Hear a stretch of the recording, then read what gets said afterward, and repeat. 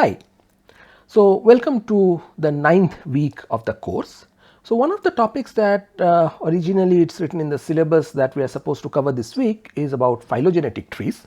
However, we have already covered it in module 2 lecture 3, and therefore if anybody has forgotten about it, I recommend that you go back to that lecture and revise yourself.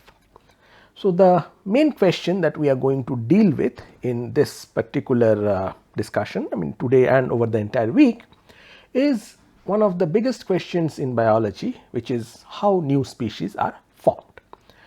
But before we get there, we need to ask ourselves, what do we mean by the word species? Okay. And this is something that we have already looked at briefly earlier, I think the second week or so, but what we are going to do here is a much deeper discussion of the topic. Now, turns out that this particular question, what exactly constitutes a species, is something that's one of the oldest questions in all of human history and science. And this concept starts formally with Plato and Aristotle and has then continuously evolved over the next 2500 years. So, there is zero possibility that we will be able to cover that in this very basic introductory course. However, for those people who are interested in it, I can recommend you this excellent book by J.S. Wilkins, one of the foremost authorities on this topic. It is called Species, the Evolution of the Idea. Just in case you do not have access to this book, you can also look at Wilkins's PhD thesis, which actually later becomes this book above. That PhD thesis is available for free over here, and unlike many PhD theses, it is actually very nicely written, in the sense even for a non-technical audience it is relatively easy to understand. So, the concept of species, actually, although it goes back quite a bit, the first person who tried to define it properly was the English biologist John Ray, and of course it was used in a big way by Carolus Linnaeus, as we saw. So, both of them, when they thought about species, they meant what is known as the typological concept of a species. So, what exactly does that term mean, typological concept? So, what it means is that these people, they believed that any organism that you look at, although you see a lot of variation in that, underlying that variation there is an unchangeable type and something fundamental, which is the essence or the definition of a species, and all the variation that you saw is just some random noise around that. Now, if you look at modern taxonomy, which of course has a lot to do with the way Carolus Linnaeus structured it, even in modern taxonomy this fundamental concept is still very much there, and that is why, for example, when you look at a field guide or when you simply click a picture of something and put it on an online database and ask what species is this, all that field guide or that online database is doing is it is comparing whatever it is seeing with what it understands as the characteristic features of species, and based on that it is telling you that okay, this is, let us say, the common crow, or that is let us say a dolphin, and so on and so forth. So, this way of looking at a species gives rise to what is known as the morphospecies concept. This is the first of the 3 species concepts that we are going to deal with, and the proper way of thinking about it is a species is a community or a number of related communities whose distinctive morphological characters are, in the opinion of a competent systematist, sufficiently definite to entitle it or them to a specific name. In other words, a species is whatever a taxonomist says a distinguishable group. Now, obviously there are some pros and some cons to having this kind of a definition. It is a very practical definition and it works for with both sexual organisms as well as asexual organisms. It works even if you do not have the living organism in your hand, if you have a museum specimen or if you have a fossil, and this is what has been followed traditionally. This is what Linney was doing. This is what Darwin was thinking about when he was talking about a species. However, there are a few disadvantages of using the morphospecies concept, and one of them obviously is this, in the opinion of a competent systematist, which basically means that it is a very subjective thing. And one systematist says that okay, these two organisms are two different species, comes another person and says no, this is just one species, we will lump them together, right. So obviously if you have something that arbitrary, then it becomes difficult for anybody to keep track of whether two organisms are the same species or not. The second set of problems related to the morphospecies concept are again related to the nature of the variation that we see, and I will talk about two slightly different but actually allied kind of problems over here. The first of them is related to what are known as cryptic species or sibling species. So, what I am showing you over here is a particular species of Anopheles mosquito known as the Anopheles maculipennis, and as you can see it is found very commonly in Europe and New Zealand, and it is an Anopheles, so it transmits malaria. However, when people actually looked at this species closely, morphologically it is just the same, but when they collected species from different areas and looked at their molecular characteristics, they figured out that actually what we think of as Anopheles maculipennis is not one species, it is a cluster of 9 different species, only some of which transmit malaria. In other words, these consist of 9 different groups which have evolved separately from each other for like millions of years actually, but morphologically you cannot distinguish between them. So this leads to this is an example of what is known as a cryptic species, where you have 2 or more distinct species that are classified as a single species due to the fact that they are very similar to each other and their morphologies are indistinguishable from each other.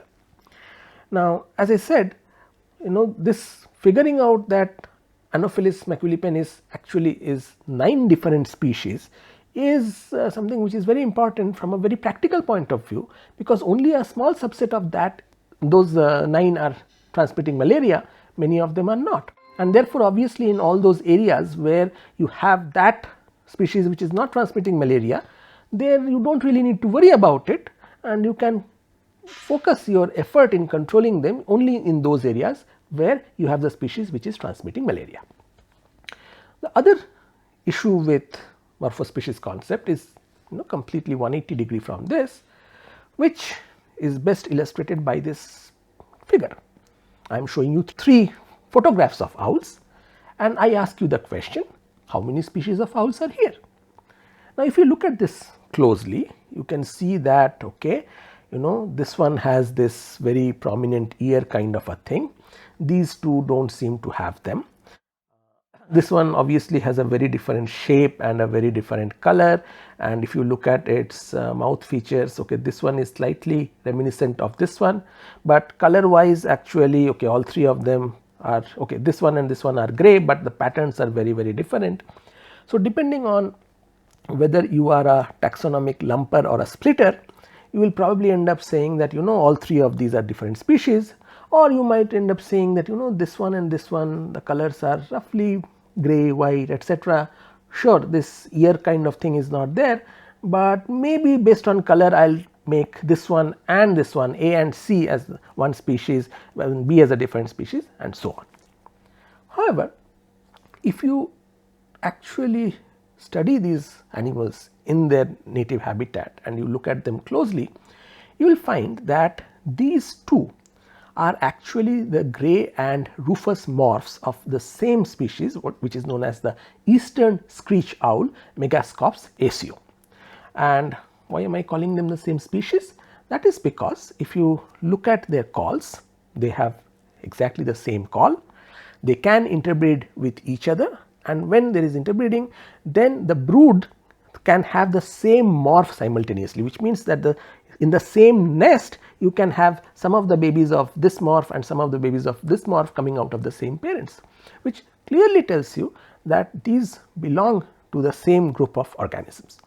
On the other hand, if you take the third one, this is what is known as the western screech owl, Megascops canicotae, and this thing actually has a very different call compared to the eastern screech owl. There is no known interbreeding that has ever been observed between the eastern and the western screech owls, and more importantly, if you look at their mitochondrial DNA sequence, you can see huge amount of difference between these two and this, whereas there is no difference between these two. So, this is why it makes sense to group these two together in one species, whereas take this one as a separate species, although if I just go by morphology, which I have to, for example, if I were looking at museum specimens, then I will either call them one species as two species or three species or whatever, but most probably I would not come to this distinction that I am coming to. So, this kind of a thing is what is taken care of by another species concept, the biological species concept. So, if you remember, I told you that the morphological species concept is very arbitrary. So, the biological species concept tries to remove this arbitrariness by saying species are groups of actually or potentially interbreeding natural populations which are reproductively isolated from other such groups.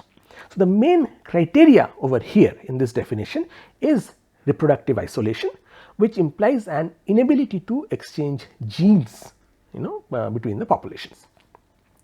Now, this obviously is a much better definition in terms of its objectivity, because reproductive isolation is something that technically does not really depend on the arbitrariness of which taxonomist you are talking to.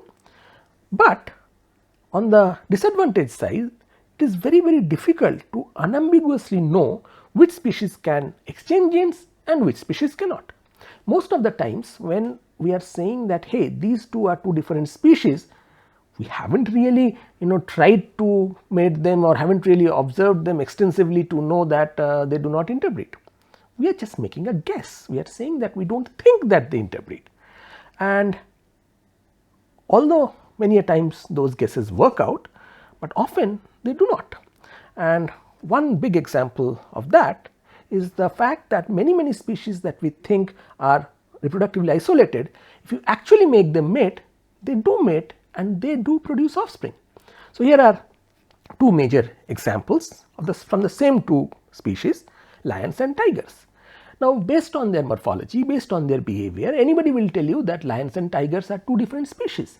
But you take a male lion and a female tigress, they will breed and they will produce cubs known as ligers for males and ligesses for females, or you take male tiger and female lioness, they will produce fertile offspring known as female lioness. And as I said, many times people think that oh okay, the hybrids will not be fertile, but I just now told you, and I am repeating, both ligers and tigons, both of them can be fertile. It has been shown that they can be fertile. So, which means that many a times when we are applying a biological species concept, we are applying it again using some kind of a guess. We are not really sure whether that guess will work out or not. The second kind of issue that happens related to the biological species concept is one related to what is known as a ring species. Now, what is a ring species? So, as the definition tells you, a ring species is a connected series of populations where the neighboring populations can interbreed with each other, but the two populations at the end of the series are too different to interbreed. So, this actually creates an issue in the context of the biological species concept. Now, let me give you an example and let me show you what I mean over here. So, around the Arctic Circle, there lives a kind of birds known as gulls, seagulls. Okay. So, there is one particular genus of those known as the loris gulls. So, if you look at those loris gulls around the Arctic Circle, you will find that there are 7 different species in them, right. These are morphospecies. So, these are 1, 2, 3, these are the 7 species that we are talking about, and you can see that they are found at slightly different places. Now, here the nearby ones, they can all exchange genes with each other, they can hybridize with each other. So, one can exchange genes with 2, 2 with 3, 3 with 4, 4 with 5, 5 with 6, 6 with 7, right. So, first of all, that means that since they can exchange genes, then 1 and 2 are the same species, 2 and 3 are the same species, 3, 4, 4, 5, 5, 6, 6, 7, they are all the same species. So, biological species concept wise, we should say that these belong to the same species. But we have a problem. What is the problem? The problem is that 7 and 1, so this species and this species, when they come together, they cannot interbreed. So, for example, here I am showing you, this is the 7th, what is marked as 7 over here, this is Larus argentatus, and this one is what is marked as 1 over here, this is the lesser black backed gull, and turns out that these two, even when they come close to each other in certain parts of Europe, they are not able to interbreed. And as I said, this is a problem according to the biological species concept, because by very definition, if they are all able to interbreed with each other, 1 and 7 should have been able to interbreed with each other. So, according to the biological species concept, these two, from this side, they do not belong to the same species, yet if we go by this side, they are actually supposed to be in a continuum, part of a continuum, and therefore, they are supposed to be belonging to the same species. So, this creates a definitional inconsistency in the ring species, which is why it is one of the problems of the biological species concept. Now, I must caution you over here that although this is a textbook example, Larus gulls are a textbook example of ring species, there is some debate about whether they can truly be called ring species or not. However, that example notwithstanding, this kind of a situation has been seen in many other cases, and therefore, one can say that biological species concept can lead to the problem of ring species. Now, one way to solve both these problems that we see in biological and morphospecies concept, one way to solve this is a third species concept known as the phylogenetic species concept. So, what exactly is the phylogenetic species concept? So, I will explain it to you with an example. So, suppose you have 5 different populations and you want to see how many species are there among these 5 different populations. Do all 5 belong to different species, or there is some other relationship over here. So, let us call these 5 as A, B, C, D, E. So, what you do is you take them, and based on either their morphological characters or their molecular data, you create phylogenetic trees out of them. So, let us assume just for a moment that the phylogenetic tree looks something like this.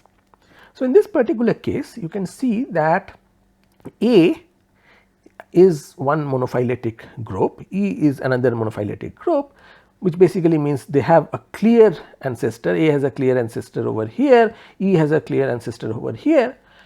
B, C and D, all 3 of them have the same ancestor, and you can't really distinguish between B, C and D based on whatever characters you have used to make this particular tree. So, in this context, now I can define a phylogenetic species as a tip on a phylogeny, which implies that the smallest set of organisms that share an ancestor. So, these organisms which share an ancestor and can be distinguished from all other such sets, as you can see over here in the context of the tree.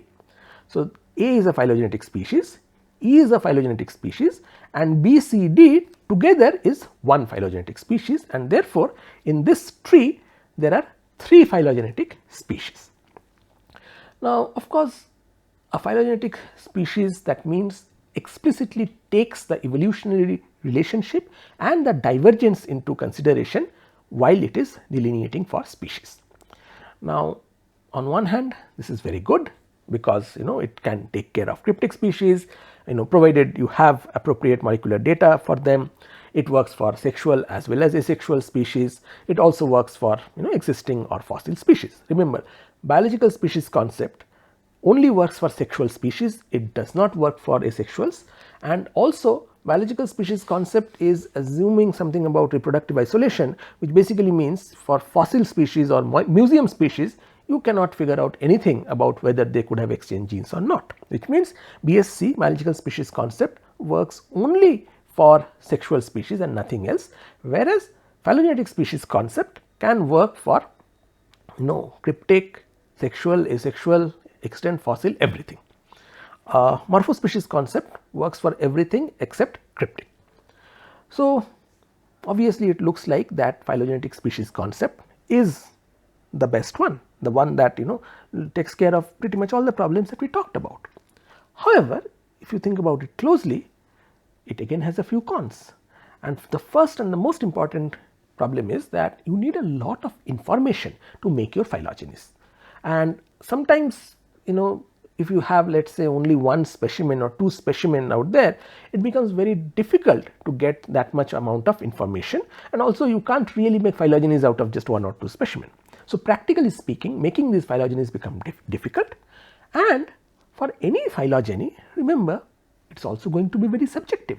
It will depend on which traits you have chosen, it will depend on which methods that you have chosen for making your trees, and so on.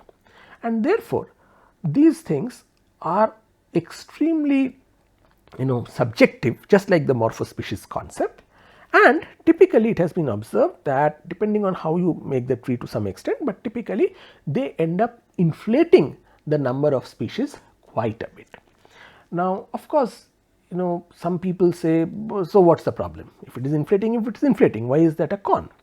It is not a con per se, but again, as I said, that how much inflation is happening depends critically on which method and which trait you are using to make your tree, and in that sense it is very, very subjective, and you can end up pretty much having any number of species depending on if you play around sufficiently with your number of traits and tree making method. So, in that sense the subjectivity is the primary con over here. So, what do you conclude from this brief discussion? So, the main conclusion is that there is really no single way of looking at species that is both objective and practically implementable over all species.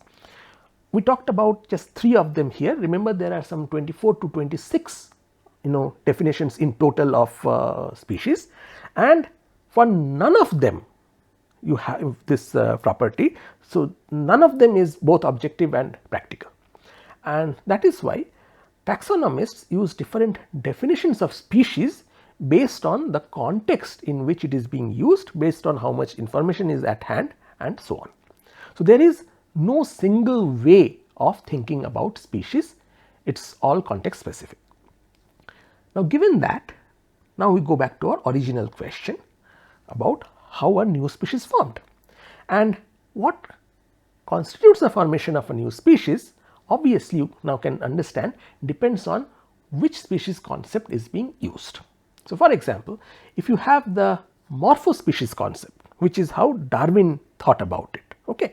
So, Darwin was saying that species are different if they look different.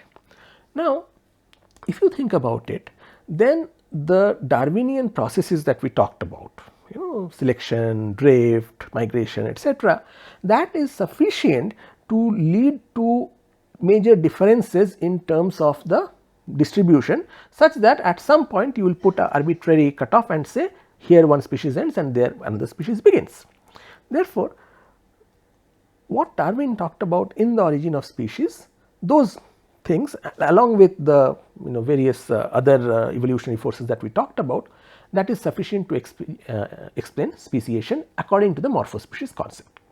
Similarly, if you look at the phylogenetic species concept, all it is saying is whatever is coming out as separate tips and branches in my phylogeny, those are the species. So, it is in some sense taking a bunch of observations and it is post facto declaring them as species, and for that too what Darwin ended up postulating, all those forces, they are sufficient for the formation of species according to the phylogenetic species concept. So, it is only according to the biological species concept where reproductive isolation is the main thing. That is where we need to think about when we think about how species is formed. In other words, if you take Darwin's processes, selection and others, those do not really tell you how reproductive isolation can evolve. There the whole in the modern synthesis, the whole assumption is that if the process continues for long time, then at some point reproductive isolation will set in. It is more like a hope, but there is nothing which guarantees that reproductive isolation will set in. So, much of this entire thing about speciation, formation of new species, that actually boils down to question about what are the various mechanisms of reproductive isolation and how exactly do they evolve in species, and that is what we are going to look at in our next discussion. See you there.